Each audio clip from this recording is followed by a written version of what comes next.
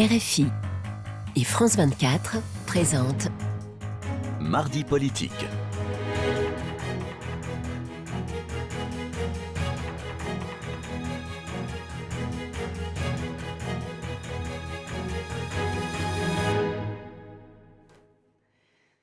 C'est l'heure de Mardi politique sur France 24 et RFI. Bonsoir Frédéric Rivière. Bonsoir Roselyne, bonsoir. Et ensemble, nous recevons Gaspard Ganzer, ancien conseiller de François Hollande et candidat à la mairie de Paris, auteur de Nous autres Parisiens, aux éditions Fayard. Merci d'être avec nous, d'avoir accepté notre invitation. Avant de parler de Paris, bien évidemment, on va parler de l'actualité. Et hier, le président s'est invité devant les parlementaires. Il a évoqué l'immigration, un sujet qu'il faut, dit-il, regarder en face. A-t-il raison sur le sujet de ne pas le laisser être préempté par le Rassemblement national? Est-ce que c'est un sujet qu'il faut, comme il le dit, regarder en face? J'ai trouvé que c'était un peu une formule toute faite, qu'on avait déjà beaucoup entendue dans les années 80-90, dans la bouche soit du Front National, soit de la droite républicaine. Mais au-delà de la communication, il a raison de mettre ce sujet sur la table, parce que c'est un sujet.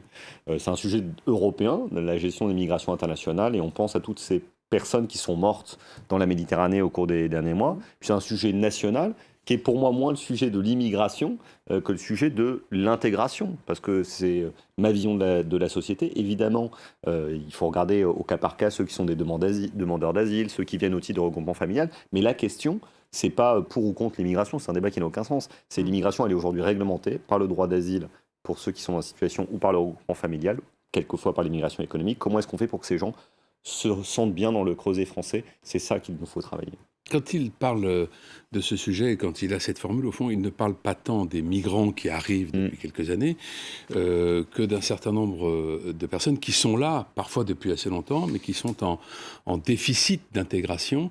C'est ce qu'il veut dire quand il dit, par exemple, la question est de savoir si nous voulons être un parti bourgeois ou pas. Les bourgeois n'ont pas de problème avec cela, ils ne les croisent pas, ou ils ne la croisent pas en parlant de l'immigration. Les classes populaires vivent avec. Comment vous comprenez ce propos ?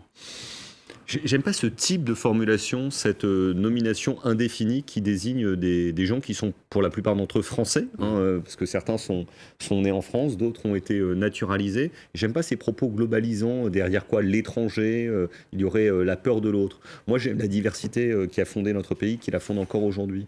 Il y a des gens qui sont aujourd'hui, depuis 1, 2, 3 générations dans notre pays et qui font la richesse de notre pays, quelle que soit leur couleur, quelle que soit leur religion. Et moi j'attendrais du président de la République un discours plus positif. Mais il a mis la gauche en cause dans son discours hier, en disant la gauche qui n'a pas voulu voir. Je trouve que ce n'est pas un sujet qui mérite la polémique, mais au contraire du rassemblement et de la joie. Moi, j'attends d'un président de la République qu'il parle des bienfaits de l'immigration, qu'il parle de la richesse de l'immigration, de la force de notre diversité.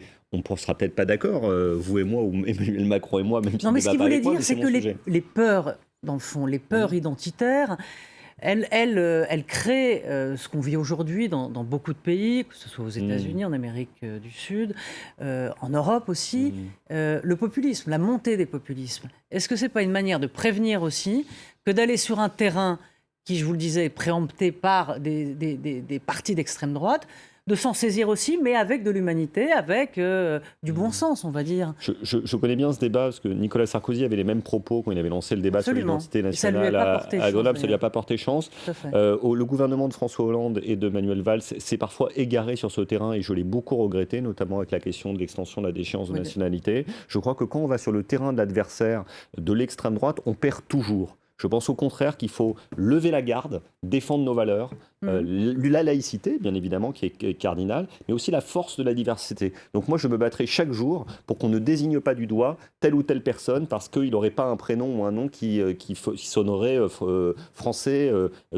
On peut s'appeler Mohamed, Hakim, Youssouf et être totalement français, et c'est très bien. On va parler des retraites avant de parler de Paris, assez court, mais on va vous demander votre avis parce que donc, la semaine dernière, vendredi, les métros parisiens étaient en grève. Lundi, donc hier, les professions libérales comme les avocats ont manifesté. Alors cette réforme des retraites, on ne sait pas encore ce qu'il y a dedans puisqu'il y a une base de travail qui est le rapport de Levoix, mais il y a des négociations, il y a des concertations, donc on ne sait pas ce que ça va donner. Est-ce que vous avez le sentiment que ces professions libérales ont raison de s'inquiéter ou elles crient avant d'avoir mal ? Alors je pense qu'elles ont totalement raison, parce qu'il y a eu des premiers pré-projets qui sont sortis, des indiscrétions, et on voit que l'idée, c'est de remettre en cause les conditions de travail très particulières et donc de prise en compte de la retraite des avocats, en augmentant drastiquement leur taux de cotisation et en gommant leur aspect indépendant et profession libérale. Vous savez, les avocats, c'est plutôt des gens qui ont voté pour Emmanuel Macron aux dernières élections. Ils étaient plus de 2 tiers à manifester hier à Paris et partout en France. S'ils le font, c'est pas par hasard. C'est pas des gens qui manifestent facilement. S'ils le font, c'est parce qu'ils se rendent compte qu'on veut remettre en cause la spécificité de l'organisation de travail. C'est pas des salariés comme les autres. Les avocats, c'est d'ailleurs pas des salariés, sauf à quelques exceptions. C'est des gens indépendants qui ont une condition de travail particulière. Voilà. Il faudrait limiter la réforme aux salariés, justement, et exclure les professions libérales. C'est vrai que, par exemple, les avocats, mais d'autres professions aussi, comme les médecins, ont des systèmes de retraite autonomes qui fonctionnent très bien, qui sont totalement excédentaires et qui ont parfois même des milliards d'euros de réserve. Alors, vous savez, les médecins libéraux, les ostéopathes, les kinésithérapeutes, les notaires, c'est pas des gens qui ont des grosses retraites. Hein. Ils cotisent beaucoup dans leur vie, ils n'ont pas des grosses retraites. Mais par exemple, il y a 2 milliards d'euros de réserve dans la caisse de retraite des avocats. Oui, je pense que l'État veut mettre la main sur le Grisby, mettre l'argent sur le Grisby, mais bon, c'est des gens qui ont cotisé. Vous savez, les cotisations. Pas toucher au Grisby. Non, oui, il ne faut pas toucher au Grisby. Macron adore Audiard, donc il devrait savoir qu'il ne faut pas toucher au Grisby des avocats. Et non, c'est des gens qui ont cotisé. Et c'est pas de l'argent qui a poussé dans les arbres. Ils ont travaillé pour cotiser, donc on essaie de leur piquer leur argent. Alors, on va parler de Paris. Il y a eu un sondage ce week-end dans le JDD. Vous l'avez bien sûr regardé avec attention. Ah non, non, c'est bien sûr. Je suis bien sûr. Donc, vous avez créé votre mouvement, Parisienne-Parisien. Vous avez 2500 adhérents. C'est pas mal, alors vous êtes parti de rien. De zéro, il faut le dire. De zéro. Alors on va pas dire la suite de Pierre Dac pour aggraver à pas grand-chose. Mais en tout cas... On a beaucoup de références de bon niveau là ce matin. Oui, on est bon là. Mais vous êtes crédité de 1%, Gaspard Ganzer. Est-ce que vous n'êtes pas découragé ou vous dites j'y vais quand même, l'important c'est de participer? Non, l'important, c'est pas de participer, l'important, c'est de gagner.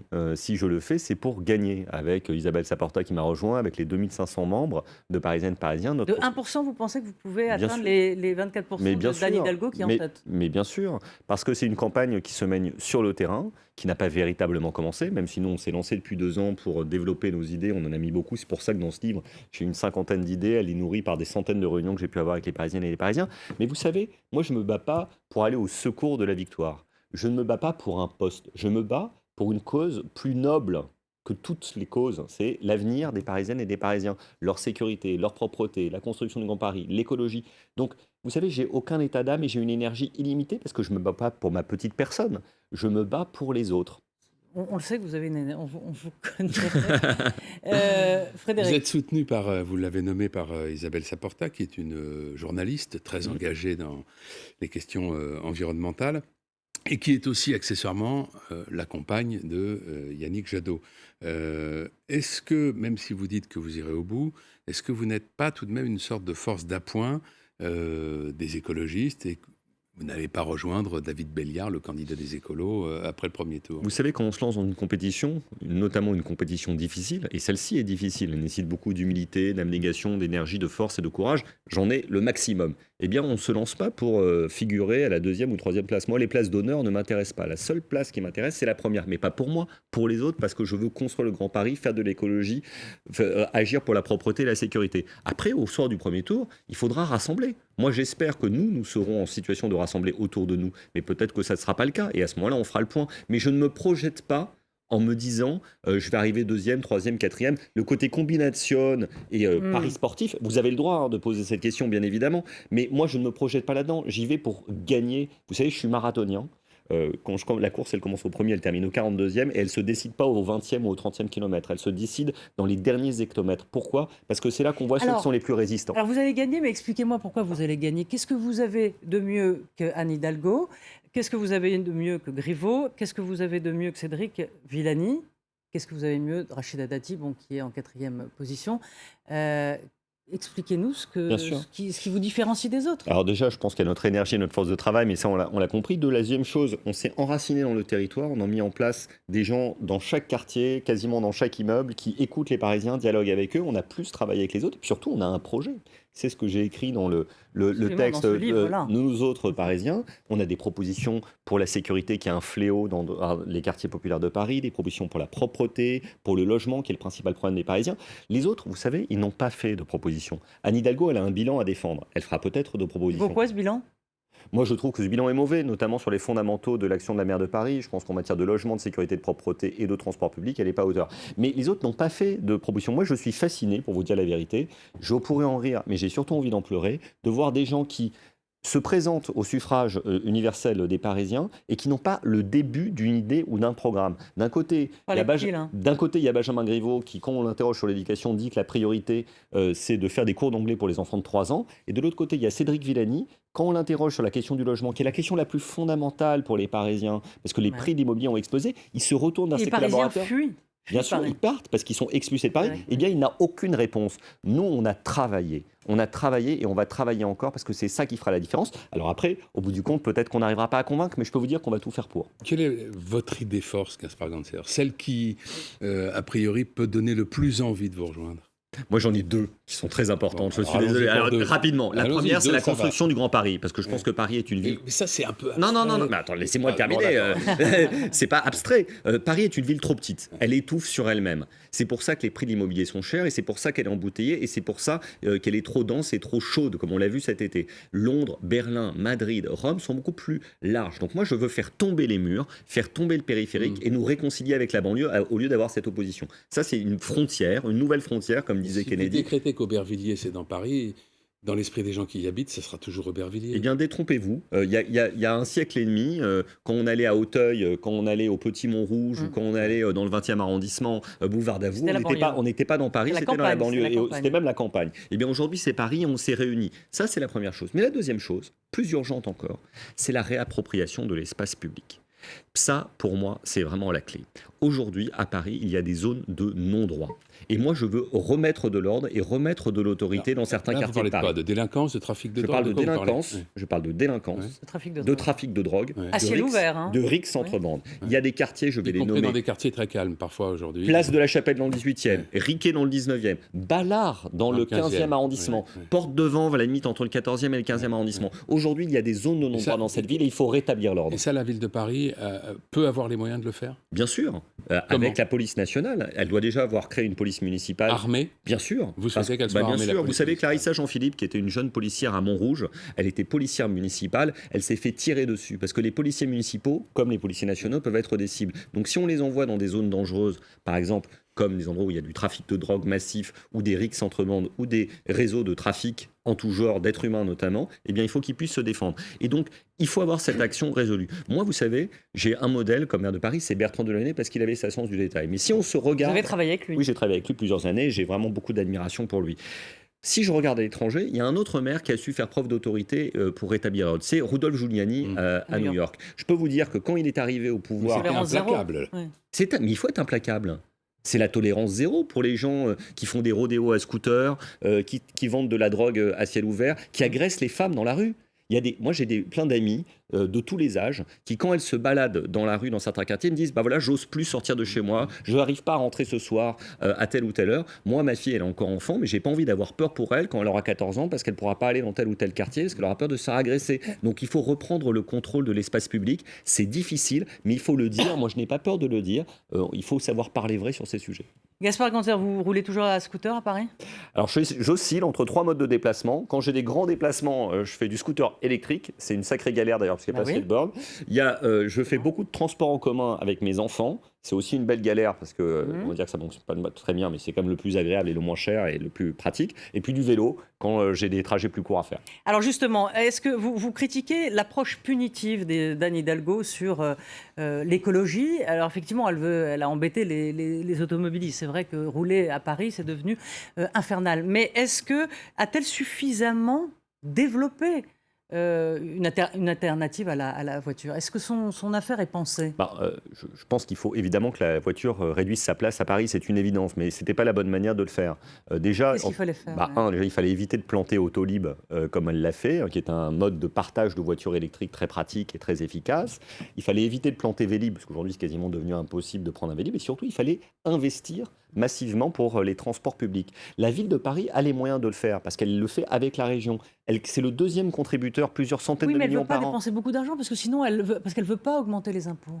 Non, mais elle a de l'argent déjà, elle donne de l'argent, donc elle peut faire pression sur la région Île-de-France, le STIF, la RATP, la SNCF, pour améliorer les choses. Je voyais il y a quelques jours ou quelques heures, plus exactement, qu'elle se plaignait, la maire de Paris, que le métro soit trop pollué. Mais j'ai envie de lui dire, Anne Hidalgo, vous avez siégé au conseil d'administration d'Île-de-France Mobilité pendant de très nombreuses années. Aujourd'hui, vos adjoints, Missika, Najdowski et Grégoire, ils y sont, mais qu'est-ce qu'ils font? Ils viennent et ils écoutent et ils ne disent rien. C'est l'argent des Parisiens qui est investi dans le métro. Donc il faut plus de rames, plus de sécurité. Il faut des métros la nuit. Là, j'ai vu que Valérie Pécresse a une très bonne idée, parce qu'elle expérimente une fois par semaine, une fois par mois, plus exactement, un jour de la semaine, le métro la nuit comme à New York. Mais ça, il faut le développer très massivement. Je le dis d'ailleurs dans le livre. Il faut que ça soit d'abord tous les week-ends et peut-être un peu plus large, parce qu'il y a des gens qui ont besoin de rentrer tard le soir, parce qu'ils travaillent tard.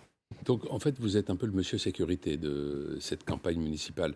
C'est ça votre axe. Quand vous dites se réapproprier l'espace, c'est rétablir la sécurité. Moi, partout. j'ai trois piliers. La sécurité, parce qu'il faut reprendre le contrôle de l'espace public, le Grand Paris, et troisièmement, l'écologie. L'écologie positive, l'écologie joyeuse, l'alimentation, les espaces verts. Mais j'ai pas envie de me faire enfermer dans telle case. Par contre, j'assume l'idée que la sécurité sera une vraie priorité, parce qu'il y a des quartiers vraiment où les habitants disent ça suffit. Mais là j'ai pas. Je suis peut-être allé un peu vite. Oui, non, sur la circulation, ce que vous proposez justement à ces alternatives. Ah pardon, non, j'étais juste dans le bilan. Aujourd'hui, il faut trouver une voiture électrique à louer à Paris, enfin, comme il y avait Autolib. Il n'y a pas. Allez remettre de l'électricité dans une voiture, dans un parking. Il y a 3 places. Donc il n'y a pas assez de bandes de charge. Donc il en faut beaucoup plus. 1. 2, il faut continuer à développer le vélo, parce que moi je suis favorable au développement du vélo. Oui, mais tout le monde ne fait pas du vélo. Ouais. Exactement. Et vous me piquez ma transition et vous avez raison. Moi, ma mère, qui va avoir 70 ans, elle peut pas faire de vélo, tout comme ma tante, qui a plus de 70 ans, elle ne peut pas faire du vélo. Donc il faut du bus et il faut du métro.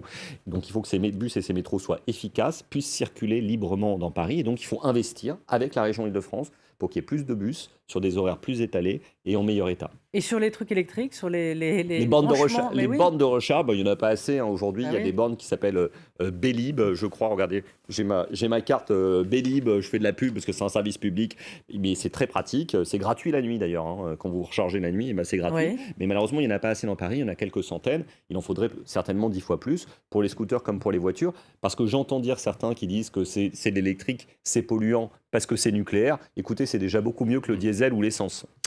Ben voilà, on est arrivé au terme de cette émission. Merci. Ça va vite.